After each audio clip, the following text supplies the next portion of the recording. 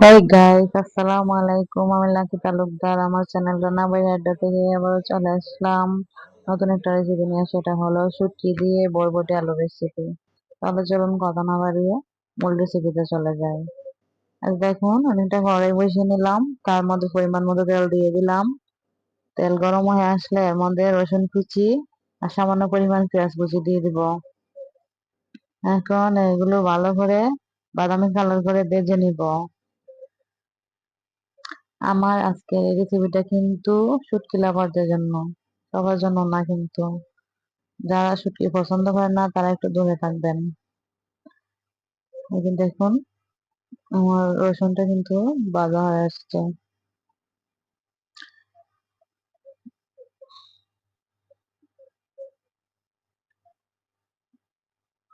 ভালোভাবে ভেজে নিতে হবে কিন্তু। এখন এই যে এই পর্যায়ে আমি এর মধ্যে শুটকি গুলো দিয়ে দিব। আমি কিন্তু শুটকিটা আগেই কেটে গরম পানি দিয়ে ভালো করে দিয়ে নিয়েছি। আজকে কিন্তু আমি শোল মাছের শুটকি দিয়ে রান্না করছি। আপনারা কিন্তু যে কোনো শুটকি নিতে পারেন। আর দেখুন, শুটকিটা ভালোভাবে ভেজে নিয়েছি। একটু ভালোভাবে ভাজতে হবে। এখন এর মধ্যে পরিমাণ মতো হলুদ গুঁড়া, পরিমাণ মতো মরিচ গুঁড়া দিয়ে দিলাম। দিয়ে এটাকে ভালোভাবে কষিয়ে নিব। এর মধ্যে আমি সামান্য পরিমাণে একটু পানি দিয়ে দিব। দিয়ে ভালোভাবে কষিয়ে নিব।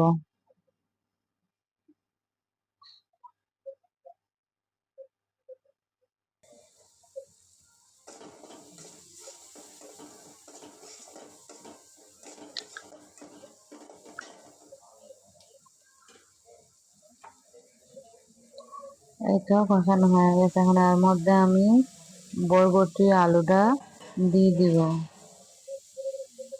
দিয়ে পরিমাণ মতো লবণ দিয়ে দিব। তারপরে এগুলো একসাথে মিশিয়ে নিব।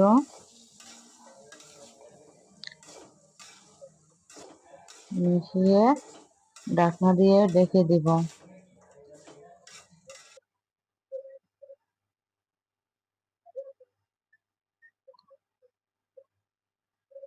এই পর্যায়ে কিন্তু মিডিয়াম আঁচে রান্না করতে হবে। এভাবে আমি মাঝে মাঝে ঢাকা সরিয়ে একটু নাড়াচাড়া করে নিব, নেড়ে দিব। আর এটাতে পর্যাপ্ত পরিমাণে পানি ছেড়ে দিবে। আমার কষানোর মধ্যে এক্সট্রা পানি দিতে হবে না। একটু পর পর ঢাকনা সরিয়ে নেড়ে দিতে হবে, না হলে আবার নিচে পোড়া লেগে যেতে পারে। পোড়া লেগে গেলে কিন্তু এর স্বাদটা ভালো আসবে না।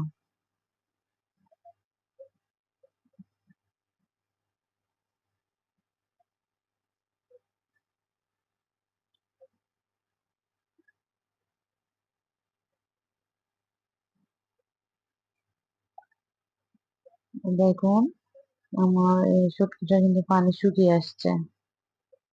এখন এর মধ্যে আমার কষানো হয়ে গেছে। এর মধ্যে এখন পরিমাণ মতো পানি দিয়ে দিলাম, যাতে করে ভালোভাবে সিদ্ধ হয়ে রান্না হয়ে যায়। আপনারাও আপনাদের পরিমাণ অনুযায়ী পানি দিয়ে দিবেন।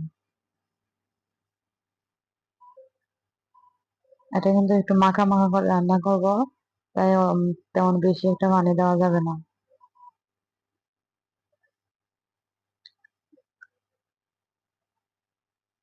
এখন আমার বরবটি আলু দিয়ে শুটকি কিন্তু রান্না শেষ পর্যায়ে চলে এসেছে। এখন এর মধ্যে আমি কাঁচামরিচের ফালি দিয়ে দিলাম। আপনারা আপনাদের জাল বুঝে দিবেন। তো গাইস, এখন আমি একটু ঢাকনা দিয়ে একটু রান্না করে নিব, তাহলে হয়ে যাবে আমার মজাদার বরবটি আলু দিয়ে শুটকি রান্না রেসিপি। তো গাইস, আপনাদের ভালো লাগলে আমার চ্যানেলটা সাবস্ক্রাইব করে দিবেন আর পাশে থাকবেন। আমি আরো নতুন নতুন রেসিপি নিয়ে আসবো। পাশে থাকার জন্য আপনাদেরকে অনেক ধন্যবাদ। তাহলে আজকের মতো বিদায় নিলাম গাইস। আসসালামু আলাইকুম। আল্লাহ হাফেজ।